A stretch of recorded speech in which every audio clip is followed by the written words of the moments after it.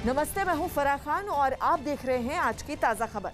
Corona के मामले लगातार बढ़ रहे हैं, इसलिए एक जिम्मेदार नागरिक की तरह मास्क जरूर पहनें ताकि कोरोना के खतरे से आप, आपका परिवार और ये देश महफूज रहे।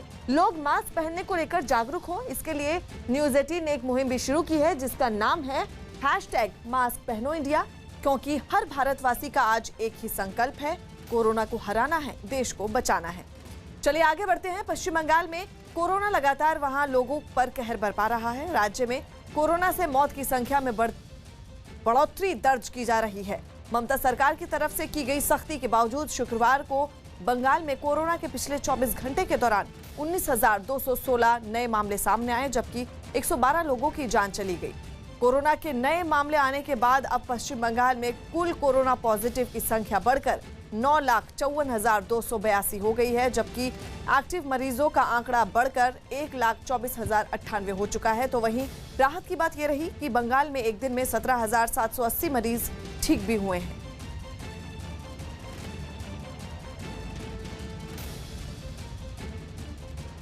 बंगाल में बढ़ते कोरोना मामलों के बीच स्वास्थ्य मंत्री डॉक्टर हर्षवर्धन ने ममता सरकार को मदद का भरोसा दिया। स्वास्थ्य मंत्री ने अपने पत्र के जरिए साफ तौर पर ममता सरकार को बता दिया कि केंद्र की तरफ से कोरोना से निपटने के लिए राज्य सरकार को हर संभव मदद दी जाएगी। इससे पहले ममता बनर्जी ने पीएम मोदी को खत लिखकर आरोप लगाया था कि बंगाल को जितनी जरूरत है उतनी ऑक्सीजन नहीं दी जा रही।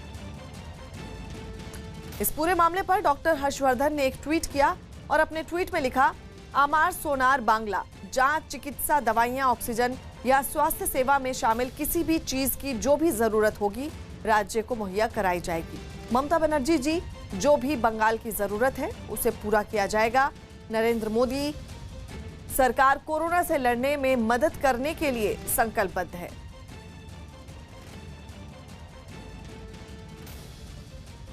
केंद्र के 4 सदस्यों की टीम ने बंगाल में विधानसभा चुनाव के नतीजों के बाद हुई हिंसा की जांच शुरू कर दी।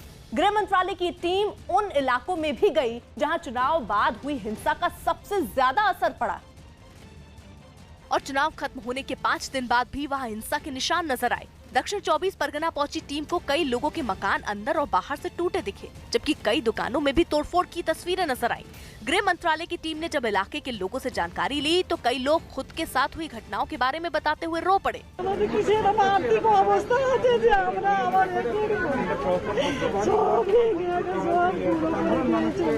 कई लोगों ने सीधे गृह मंत्रालय की टीम से खुद की सुरक्षा पर सवाल पूछ डाले। आप लोग यही बता के जाइए कि हम लोग किसके पास जाएंगे, किसके पास से हम लोगों को ये सेवा मिलेगा कि भैया हम लोगों को बचाइए कि वो मारने आया है। वहाँ पहुँचे अधिकारियों ने उन्हें भरोसा दिया कि उनकी सुरक्षा की जाएगी। अभी आप धीरज रखिए, हिम्मत रखिए, इसी चीज से सोच चल रही है। इससे पहले 4 सदस्यों की इस टीम ने राजभवन पहुंचकर राज्यपाल जगदीप धनखड़ से काफी देर तक मुलाकात की। राज्यपाल जगदीप धनखड़ के साथ ये मुलाकात अब करीब 1.5 घंटे से यहाँ पर चल रही है। इस टीम को अपनी रिपोर्ट सरकार को सौंपनी है, जबकि राज्यपाल से भी बंगाल हिंसा पर रिपोर्ट मांगी गई है।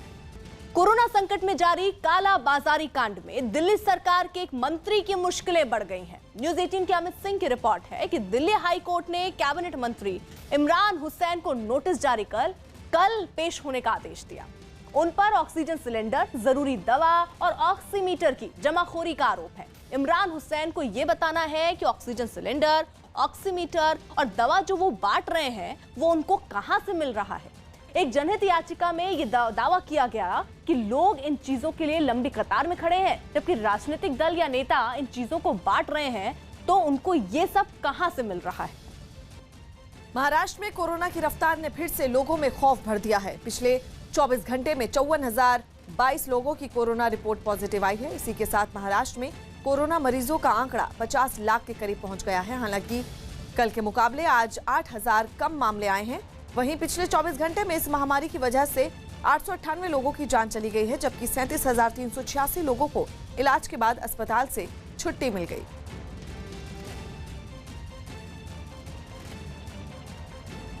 इजराइल के कब्जे वाले वेस्ट बैंक में इजरायली हमले का शिकार हुए 16 साल के लड़के के जनाजे में हजारों की भीड़ उमड़ी। 2 दिन पहले इजराइल की तरफ से हुई फायरिंग में 16 साल के सईद की मौत हुई थी। जिसके बाद फिलिस्तीन के झंडे से लिपटे उनके जनाजे को कंधे पर लिए लोगों का हुजूम कब्रिस्तान की तरफ बढ़ने लगा। हाथों में झंडे पकड़े नारेबाजी करते लोगों की आवाज में उदासी और बेबसी के साथ गुस्सा भी था। जनाजे में शामिल परिवार वालों के अलावा काले कपड़े पहने बाकी फिलिस्तीनी इजराइल के जुल्म का विरोध करते हुए कब्रिस्तान पहुंचे, जहां उसे सुपुर्दे खाक कर दिया गया। कांग्रेस सांसदों के साथ बैठक में सोनिया गांधी ने कोरोना के मुद्दे पर केंद्र सरकार को निशाना बनाया। न्यूज 18 के विक्रांत यादव की रिपोर्ट है कि सोनिया गांधी ने दावा किया कि सरकार को उनकी ही एजेंसियों ने दूसरी लहर की चेतावनी देते हुए तैयारी करने के लिए कहा था, जबकि संसद की समिति और विपक्ष भी कई बार चिंता जता चुका है। खुद उन्होंने मनमोहन सिंह और राहुल गांधी ने पीएम को कई बार सुझाव दिए, लेकिन उन पर कोई कदम नहीं उठाए गए और प्रधानमंत्री ने इस साल की शुरुआत में ही कोरोना को मात देने का दावा कर दिया था। इस बैठक में सोनिया गांधी ने आरोप लगाया कि सिस्टम फेल नहीं हुआ है, बल्कि मोदी सरकार भारत की ताकत और संसाधनों का सही इस्तेमाल करने में नाकाम रही है।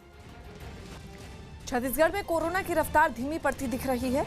पिछले 24 घंटे में कोरोना के 13,628 नए मरीज सामने आए, जबकि इस दौरान इस महामारी ने 208 लोगों की जान ले ली। लेकिन इस दौरान सिर्फ 414 लोगों को ही अस्पताल से छुट्टी मिली, जो कि चिंता की बात है। राज्य में अभी एक्टिव मरीजों की संख्या 1,31,041 है, जबकि इस महामारी की वजह से अब तक 10,158 लोगों की मौत हो चुकी है।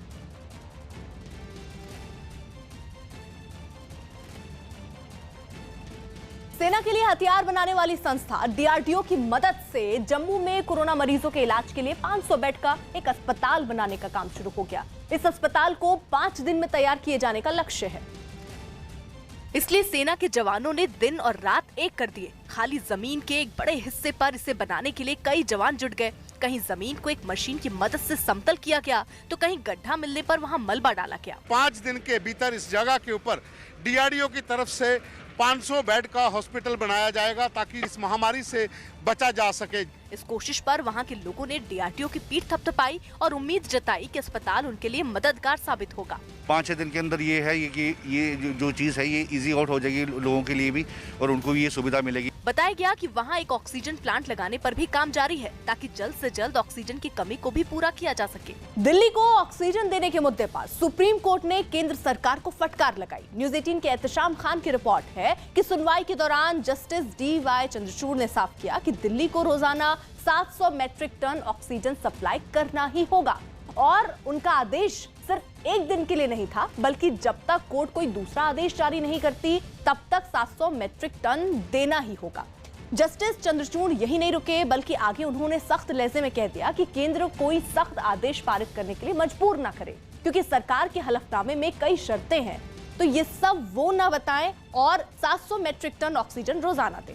सुप्रीम कोर्ट की ये टिप्पणी तब आई जब दिल्ली सरकार के वकील ने सुनवाई के वक्त सप्लाई में कमी का जिक्र किया। पंजाब में कोरोना का कहर थमता नहीं दिख रहा। पिछले 24 घंटे में राज्य में कोरोना के 8,367 मरीज मिले हैं, जबकि कोरोना के 165 लोगों की जान ले ली। वहीं इस दौरान 4,976 मरीज ठीक होकर अपने घर लौट गए। लुधियाना की बात करें तो वहां सबसे ज्यादा 1,465 कोरोना मरीज सामने आए हैं। राज्य में इस महामारी की वजह से अब तक करीब 10,144 लोगों की मौत हो चुकी है, तो वहीं 69,724 एक्टिव मरीज हैं, जिनका अलग अलग अस्पतालों में इलाज चल रहा है।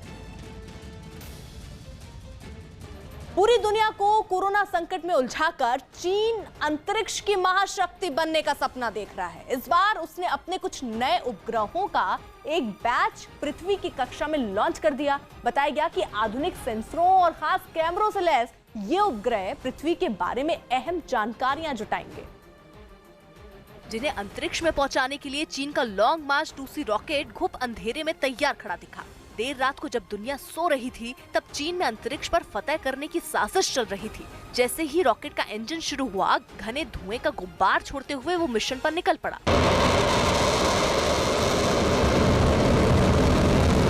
वहीं कंट्रोल रूम में इंजीनियर रॉकेट पर अपनी नजरें गड़ाए बैठे नजर आए, और जैसे ही वो अंतरिक्ष में पहुंचा, इंजीनियर्स ने तालियां बजाकर अपनी पीठ थपथपाई।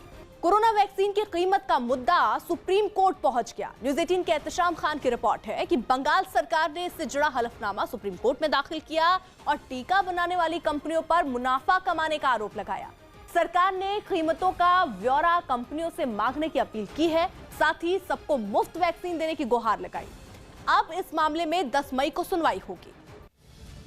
हरियाणा में भी कोरोना तेजी से पैर पसार रहा है। हरियाणा में पिछले 24 घंटे में कोरोना से 162 लोगों की मौत हो गई, जबकि 24 घंटों में कोरोना के 13,867 नए मामले सामने आए हैं।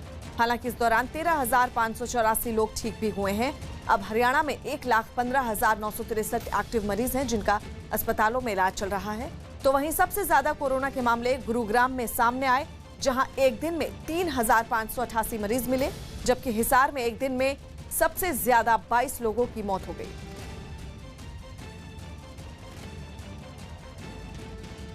अमेरिका के मायामी इंटरनेशनल एयरपोर्ट पर मास्क ना पहनने को लेकर भयंकर मारपीट हो गई, जिसकी शुरुआत 2 महिलाओं के बीच कहासुनी से हुई, लेकिन देखते ही देखते मामले ने गंभीर मोड़ ले लिया और इस घटना का वीडियो रिकॉर्ड कर किसी ने सोशल मीडिया पर शेयर कर दिया, जिसमें एयरपोर्ट पर अफरा तफरी का आलम नजर आया और इस बीच एक आदमी ने एक महिला को गर्दन से पकड़कर फर्श पर गिरा दिया।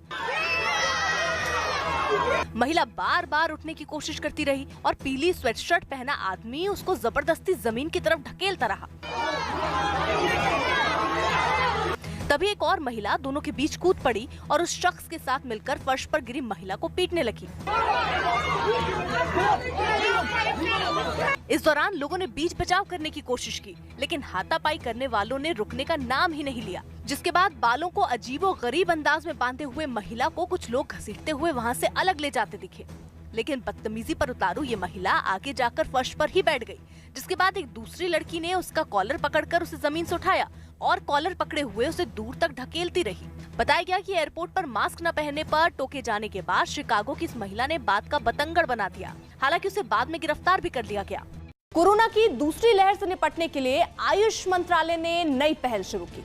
न्यूज 18 के अमिताभ सिन्हा की रिपोर्ट है कि मंत्रालय दूसरी लहर से निपटने के लिए आयुष 64 नाम की दवा देश भर में बांटेगा, ताकि ऐसे मरीजों की मदद हो सके जो या तो अस्पताल में भर्ती नहीं है या वो होम आइसोलेशन में है। इस काम में आयुष मंत्रालय की मदद आरएसएस से जुड़ा सेवा भारती संगठन करेगा। दावा है कि कुछ मरीज पर इन दवाओं का ट्रायल किया गया, जिनमें इसका अच्छा असर देखा गया, जिसके बाद बिना लक्षण या हल्के लक्षण वाले मरीजों को ये दवा देने का फैसला लिया गया है। बिहार के गोपालगंज से एक हैरान करने वाला वीडियो सामने आया। वहां एक कोरोना अस्पताल में मरीज की मौत के बाद उसके शव को घसीटकर डॉक्टर के चेंबर में रख दिया गया। इस घटना की कुछ तस्वीरें भी सामने आई, जिनमें एक तस्वीर में एक कर्मचारी प्लास्टिक में लिपटे शव को घसीटता हुआ दिखाई दिया। इससे पहले उसने शव को एक कमरे से बाहर निकाला। उसके बाद वो एक कमरे के दरवाजे को जोर से खोलते हुए शव को डॉक्टरों के चेंबर में छोड़ गया, जिससे वहां हड़कंप मच गया और जो लोग उस चेंबर में थे वो किसी तरह लाश से बचकर बाहर आ गए। शव की वजह से करीब 12 घंटे अस्पताल का कामकाज पूरी तरह से ठप रहा। बताया गया कि इलाज के दौरान कोरोना मरीज की मौत हो गई थी, जिसके बाद उसके परिजन को इसकी जानकारी दी गई, लेकिन वक्त पर कोई नहीं उसको लेने पहुंचा।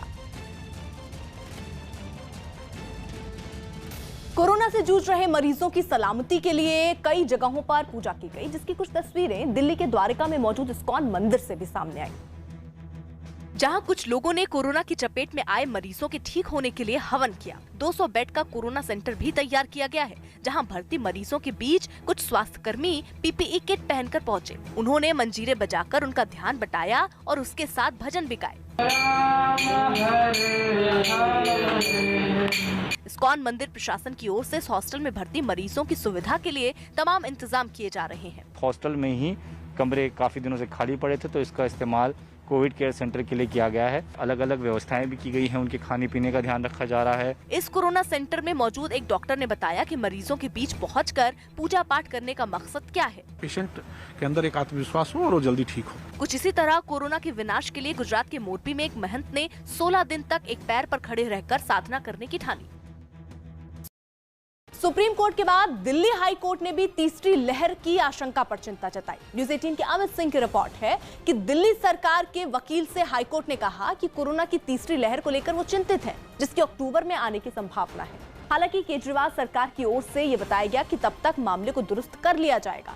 साथ ही अदालत को यह भी जानकारी दी गई कि मरीजों की मदद के लिए फोन सेवा शुरू की गई है, जिसमें अभी 44 डॉक्टर हैं और आने वाले दिनों और भी स्वास्थ्यकर्मी इससे जुड़ेंगे। और ये सुविधा उन लोगों के लिए होगी जो होम आइसोलेशन में हैं या जिनको हल्का बुखार या कोई लक्षण नहीं है।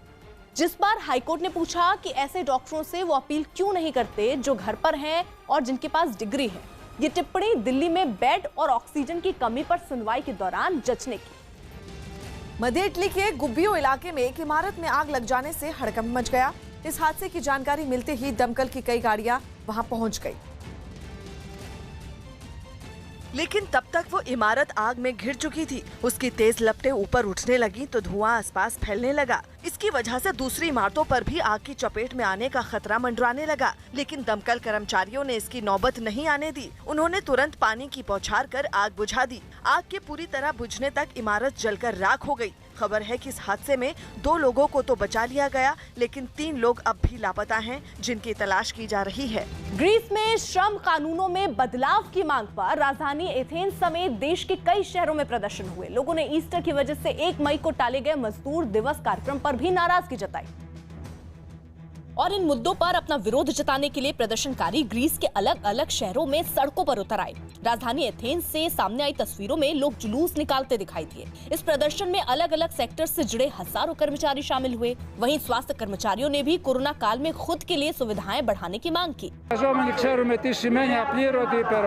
इस दौरान कई प्रदर्शनकारियों के हाथों में बैनर और पोस्टर भी दिखाई दिए। इसके साथ ही जगह जगह पुलिस की टीमें भी तैनात रहीं ताकि कोई हंगामा न हो। लेकिन खबर है कि इन प्रदर्शनों से देश के कई शहरों में ट्रैफिक जैम हो गया। दिल्ली के एक मशहूर रेस्टोरेंट से ऑक्सीजन कॉन्सेंट्रेटर बरामद किए गए। दिल्ली के खान मार्केट में पुलिस ने खान चाचा रेस्टोरेंट पर छापा मारा और वहां से 96 ऑक्सीजन कॉन्सेंट्रेटर बरामद किए। इसके बाद पुलिस ने रेस्टोरेंट को सील कर दिया। 3 लोगों की गिरफ्तारी अब तक बताया जा रहा है कि इस पूरे मामले में हो चुकी है। ऑल इंडिया एनआर कांग्रेस के नेता एन रंगास्वामी ने पुदुचेरी के मुख्यमंत्री पद की शपथ ली। वो चौथी बार वहां के मुख्यमंत्री बने हैं। पुदुचेरी में हाल ही में हुए विधानसभा चुनाव में एनआर कांग्रेस और बीजेपी गठबंधन ने 30 में 16 सीटों पर जीत दर्ज की थी। मुंबई में पुलिस ने एक लैब पर छापा मारा और कोरोना की फर्जी रिपोर्ट बनाने के आरोप में एक आदमी को गिरफ्तार कर लिया। केंद्रीय मंत्री हरदीप पुरी ने कॉमेडियन सुगंधा मिश्रा और उनके पति संकेत भोसले के खिलाफ दर्ज हुए केस पर सवाल उठाए। उन्होंने राहुल गांधी के खिलाफ एक विज्ञापन में काम करने पर इन दोनों को निशाना बनाने का आरोप लगाया। सुगंधा और संकेत की शादी 26 अप्रैल को पंजाब के फगवाड़ा में हुई थी। आरोप है कि इस शादी में तय संख्या से ज्यादा लोग शामिल हुए थे और इसी पर एक दिन पहले पंजाब पुलिस ने केस दर्ज किया। मालदीव के पूर्व राष्ट्रपति मोहम्मद नशीर अपने घर के बाहर हुए एक बम धमाके में घायल हो गए। इस घटना को उन्होंने वहां के लोकतंत्र और अर्थव्यवस्था पर बड़ा हमला बताया। मध्य प्रदेश के निवाड़ी से एक हैरान करने वाला वीडियो सामने आया। वहां कोरोना रिपोर्ट पॉजिटिव आने के बाद भी एक आदमी गांव में घूमता रहा। इसकी जानकारी मिलने के बाद प्रशासन की टीम उसे पकड़ने के लिए गांव पहुंच गई। बताया गया कि कोरोना संक्रमित यह आदमी पॉजिटिव होने के बावजूद 8 दिनों तक अपनी रिपोर्ट छिपाकर गांव में घूमता रहा। और इतना ही नहीं, वो एक शादी समारोह में भी शामिल हो गया, जिसका खामियाजा पूरे गांव को भुगतना पड़ा। इसकी वजह से गांव के करीब 40 लोग कोरोना की चपेट में आ गए और मामले की गंभीरता को देखते हुए प्रशासन ने पूरे गांव को रेड जोन घोषित कर सील कर दिया है, जिससे गांवों से बाहर जाने और अंदर आने पर पूरी तरह से रोक लग गई है। और इसके साथ ही गांव में पुलिस ने मुख्य रास्तों पर बैरिकेडिंग लगाकर पहरा बिठा दिया है और इसके साथ ही गांव में मुनादी करा दी गई है कि लोग अपने घरों के अंदर ही रहें, बाहर ना निकलें। और इसी बीच स्वास्थ्य महकमे की टीम घर घर जाकर लोगों के स्वास्थ्य की जांच कर रही है।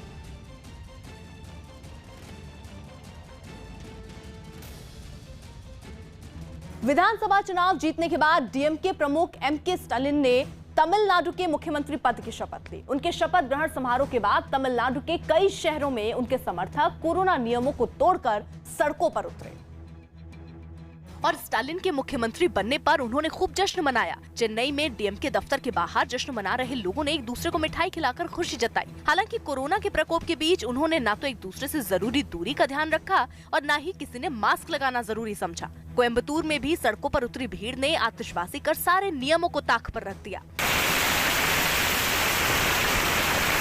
इससे पहले चेन्नई में एमके स्टालिन ने पहली बार तमिलनाडु के मुख्यमंत्री के तौर पर शपथ ली। स्टालिन ने 33 विधायकों को भी अपने मंत्रिमंडल में शामिल किया, जिन्हें राज्यपाल बनवारी लाल पुरोहित ने शपथ दिलवाई। शपथ ग्रहण समारोह के बाद स्टालिन अपने पिता करुणानिधि की समाधि पर गए और उन्हें फूल चढ़ाकर श्रद्धांजलि दी। मुख्यमंत्री बनते ही स्टालिन ने कई बड़े ऐलान भी किए। और चुनाव के दौरान उन्होंने जनता से जो वादे किए थे उनमें कुछ को जमीन पर उतारने की कोशिश की। उन्होंने ऐलान किया कि कोरोना संकट से निपटने के लिए राज्य के हर उस परिवार को 4,000 रुपए की मदद दी जाएगी जिनके पास राशन कार्ड होगा। साथ ही प्राइवेट अस्पतालों में कोरोना मरीजों के इलाज का खर्च भी राज्य सरकार ने उठाने का ऐलान किया। इसके अलावा महिलाओं और छात्राओं के लिए बसों में सफर को मुफ्त किए जाने का ऐलान भी स्टालिन ने मुख्यमंत्री बनते ही कर दिया। केंद्र सरकार ने अपने कर्मचारियों को कोरोना से बचाने के लिए नए दिशा निर्देश जारी कर दिए। न्यूज़ 18 के शैलेंद्र वांगू की रिपोर्ट है कि गर्भवती महिलाओं और दिव्यांगों को दफ्तर नहीं आना होगा और वो घर से ही काम कर सकेंगे, जबकि कंटेनमेंट जोन में रह रहे कर्मचारियों को भी ऑफिस आने से छूट होगी। इसके अलावा डिप्टी सचिव और उसके ऊपर के अधिकारियों को भी इस बार राहत दी गई है और उनको भी दफ्तर आने से छूट रहेगी। हालांकि पहले इन अधिकारियों का आना जरूरी था। सरकार का नया फैसला 31 मई तक लागू रहेगा। इस दौरान जो भी दफ्तर आएंगे उनको कोरोना नियमों का पालन करना जरूरी होगा। बिहार में लागू लॉकडाउन का उल्लंघन करने वालों पर पुलिस सख्त कार्रवाई करने में जुटी है। कोरोना के बढ़ते कहर को देखते हुए राज्य में 15 मई तक लॉकडाउन लागू है। लेकिन इसके बावजूद कई लोग बिना काम के बाहर घूमते दिखाई दिए। ऐसे लोगों पर पुलिस ने सख्त एक्शन लेना जारी रखा। वैशाली से सामने आई तस्वीरों में पुलिस बिना जरूरी काम के सड़कों पर घूम रहे लोगों पर डंडे बरसाती नजर आई। कुछ लोग तो पुलिस की मार से बचने के लिए एक बैंक में जाकर छिप गए, लेकिन पुलिस ने वहां भी उनका पीछा नहीं छोड़ा। इसी तरह कई दूसरे इलाकों में भी पुलिस ने लॉकडाउन का उल्लंघन करने वालों को खदेड़ दिया। जांच के दौरान कुछ दुकानें खुली पाई गईं, जिन्हें सील करने में भी देरी नहीं की गई। पुलिस की सख्ती की इस तरह की तस्वीरें राज्य के कई दूसरे जिलों से भी सामने आईं। महाराष्ट्र के कर्जत में मशहूर सेट डिजाइनर नितिन देसाई के स्टूडियो में आग लगने से अफरा तफरी मच गई। बताया गया कि वहां फिल्म जोधा अकबर का पुराना सेट बना हुआ था जिसमें ये आग लगी है और उसका बड़ा हिस्सा जलकर राख हो गया। नितिन देसाई के एनडी स्टूडियो में लगी आग इतनी तेजी से फैली कि कुछ ही देर में उसने वहां के एक बड़े से हिस्से को अपनी चपेट में ले लिया। आग की ऊंची लपटों के बीच उठता काला धुआं भी पूरे इलाके में फैल गया। हादसे की खबर मिलने पर दमकल की गाड़ियां वहां पहुंची और आग को बुझाने के काम में जुट गई। बताया गया कि करीब 2 घंटे की कोशिश के बाद आग को बुझाया जा सका। अच्छी बात ये रही कि आग लगते ही स्टूडियो से सारे कर्मचारी बाहर निकल चुके थे, जिससे बड़ा हादसा टल गया। हेमंत सोरेन के ट्वीट पर सियासी घमासान छिड़ गया। झारखंड के मुख्यमंत्री हेमंत सोरेन के प्रधानमंत्री पर किए गए ट्वीट पर सियासी घमासान मच गया। हेमंत सोरेन ने अपने ट्वीट में एक दिन पहले पीएम से फोन पर हुई बात का जिक्र करते हुए उन पर तंज कसा। हेमंत सोरेन का ये ट्वीट बीजेपी को रास नहीं आया। झारखंड बीजेपी के नेता बाबूलाल मरांडी ने हेमंत सोरेन को नाकाम मुख्यमंत्री बताते हुए ट्वीट किया, जबकि नागालैंड के सीएम ने भी ट्वीट कर हेमंत सोरेन के ट्वीट को गलत बताया। हालांकि कांग्रेस ने सोरेन के ट्वीट का समर्थन करते हुए केंद्र पर निशाना साधा। मुख्यमंत्रियों की बात आपको सुनना चाहिए, समझना चाहिए। अमिताभ बच्चन और AR रहमान भी ब्रीथ फॉर इंडिया नाम से चलाई जा रही मुहिम का हिस्सा बन गए। अभिनेत्री लारा दत्ता के शुरू किए गए इस अभियान का मकसद कोरोना संकट में लोगों की मदद के लिए पैसे जुटाना है। इस मुहिम से जुड़े सभी लोग रविवार को सोशल मीडिया पर मदद की अपील करेंगे। दिल्ली पुलिस ने एम्बुलेंस के लिए तय कीमत से ज्यादा पैसे वसूलने के आरोप में एक आदमी को पकड़ लिया। पकड़ा गया आरोपी पेशे से डॉक्टर है। दिल्ली में ऑक्सीजन की किल्लत को दूर करने के लिए बीजेपी ने ऑक्सीजन ट्रक की शुरुआत की। इन ट्रक में ऑक्सीजन सिलेंडर और कॉन्सेंट्रेटर का इंतजाम किया गया, जिनसे एक साथ 6 मरीजों को ऑक्सीजन दी जा सकती है। केवल माइल्ड सिम्टम वाले लोग ही इसमें आकर ऑक्सीजन ले सकते हैं।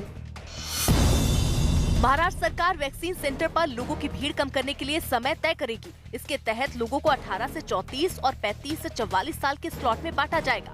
2-3 महीने में हम बड़े पैमाने पे टीकाकरण करने जा रहे हैं। मुंबई पुलिस ने ड्रग तस्करी के मामले में एक आरोपी को गिरफ्तार किया। पुलिस ने दावा किया कि आरोपी के पास से करीब 22 लाख की ड्रग्स की खेप बरामद हुई। पश्चिम बंगाल में हुए केंद्रीय विदेश राज्य मंत्री वी मुरलीधरन के काफिले पर हमले के विरोध में केरल की राजधानी तिरुवनंतपुरम में बीजेपी ने प्रदर्शन किया। 2 दिन पहले बंगाल के पश्चिम मेदिनीपुर में वी मुरलीधरन के काफिले पर हमला हुआ था, जिसके लिए बीजेपी ने टीएमसी को जिम्मेदार ठहराया। और उसी घटना के विरोध में बीजेपी ने तिरुवनंतपुरम में विधानसभा के सामने ममता बनर्जी का पुतला फूंका। इसके साथ ही प्रदर्शनकारियों ने वहां ममता सरकार के खिलाफ जमकर नारे भी लगाए। We are giving our support to the workers of BJP in West Bengal. इससे पहले बीजेपी नेताओं और कार्यकर्ताओं ने वहां पोस्टरों और पार्टी के झंडे के साथ प्रदर्शन किया। इस दौरान वहां पुलिस भी तैनात दिखी ताकि किसी हंगामे को वक्त रहते रोका जा सके। उत्तर प्रदेश के हाथरस से डरा देने वाली कुछ तस्वीरें सामने आई। वहां बैटरी बनाने वाली एक फैक्ट्री में भीषण आग लग गई। बताया गया कि आग लगने से पहले धमाके की जोरदार आवाज सुनाई दी, जिससे फैक्ट्री की एक दीवार भी गिर गई। इस बीच आग ने पूरी फैक्ट्री को अपनी जद में ले लिया। बाहर से फैक्ट्री के अंदर का मंजर काफी खौफनाक दिखा। ऐसी कोई जगह नहीं दिखाई दी जो लपटों से घिरी ना हो। कुछ देर बाद खिड़कियों और छत से ऊंची ऊंची आग की लपटों ने निकलना शुरू कर दिया। काला धुआं भी इलाके में छा गया। लोगों की भीड़ वहां जुट गई। फायर ब्रिगेड को इसकी जानकारी दी गई। तत्काल गाड़ियां जो है मौके पर 3 गाड़ियां जो है आग कंट्रोल करने में लगी हैं। दमकल कर्मी मौके पर पहुंचकर आग को बुझाने में जुट गए, जिनकी मेहनत रंग भी लाई। कुछ देर बाद आग को बुझा लिया गया, लेकिन इस घटना में फैक्ट्री मालिक का लाखों रुपए का नुकसान होने का अनुमान है। ड्रग्स तस्करी के लिए पाकिस्तान की बदनाम खुफिया एजेंसी आईएसआई की नई साजिश बेनकाब हुई है। न्यूज़ 18 के नीतीश कुमार की रिपोर्ट है कि इस काम के लिए आईएसआई ने जम्मू के इलाकों को चुना है और उन जगहों में अपने आतंकियों को तस्करी के लिए लोगों को भर्ती का फरमान भेजा। खबर है कि पुंछ और राजौरी पार इनकी नजर है, जहां लोगों को गुमराह कर ड्रग तस्करी के धंधे में ढकेला जा सके। खुफिया एजेंसियों को यह भी पता चला है कि पाकिस्तान के कब्जे वाले कश्मीर का डेहरी डिब्बी गांव ड्रग्स तस्करी का अड्डा है और वहां से जम्मू के पुंछ और राजौरी इलाके में इसको अंजाम दिए जाने की साजिश भी रची जाती रही है। पश्चिम बंगाल बीजेपी ने हिंसा रुकने तक विधानसभा के बहिष्कार का ऐलान किया है। बंगाल बीजेपी के अध्यक्ष दिलीप घोष ने ऐलान किया कि बीजेपी बंगाल विधानसभा अध्यक्ष के चुनाव का बहिष्कार करेगी और पार्टी के नवनिर्वाचित विधायक तब तक सदन में नहीं जाएंगे जब तक कि राज्य में चुनाव बाद की हिंसा पर काबू पा लिया नहीं जाता।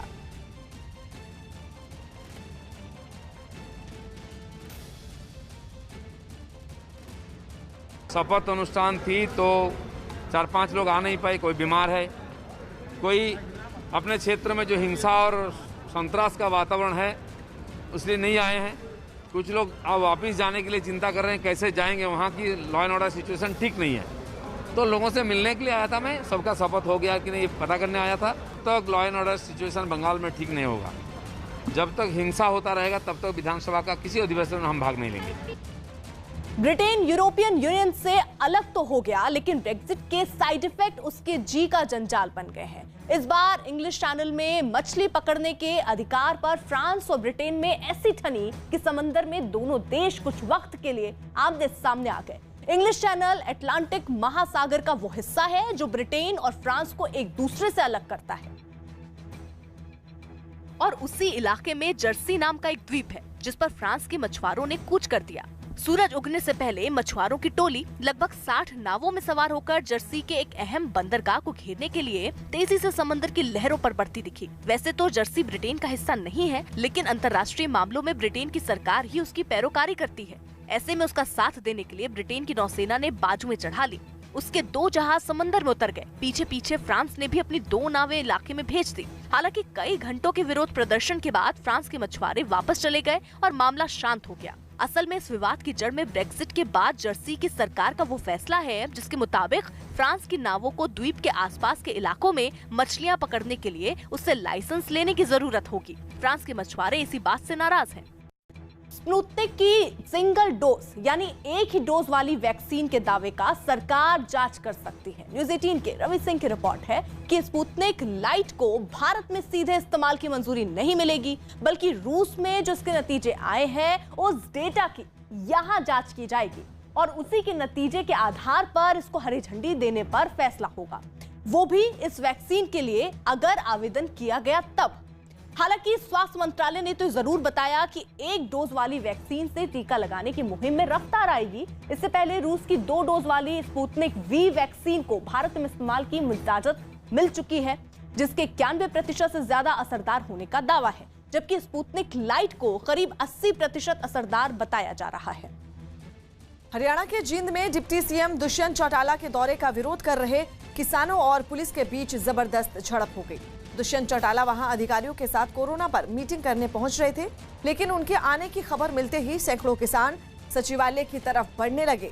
रास्ते में पुलिस ने इनका रास्ता रोक लिया, लेकिन इससे किसान भड़क गए और देखते ही देखते पुलिस और किसानों के बीच धक्का मुक्की शुरू हो गई। इस दौरान वहां बड़ी तादाद में महिलाएं भी मौजूद थी, जो पुलिस वालों से भी भिड़ती हुई नजर आईं। बाद में किसानों ने पुलिस के बैरिकेड्स तोड़ दिए और इस दौरान पुलिस ने उन्हें रोकने की काफी कोशिश की, लेकिन किसानों के आगे पुलिस की एक न चली। एक किसान ने तो पुलिस वाले की तरफ तेजी से ट्रैक्टर ही दौड़ा दिया। आखिरकार पुलिस वाले पीछे हटने को मजबूर हो गए और किसान अपने ट्रैक्टर समेत आगे बढ़ गए।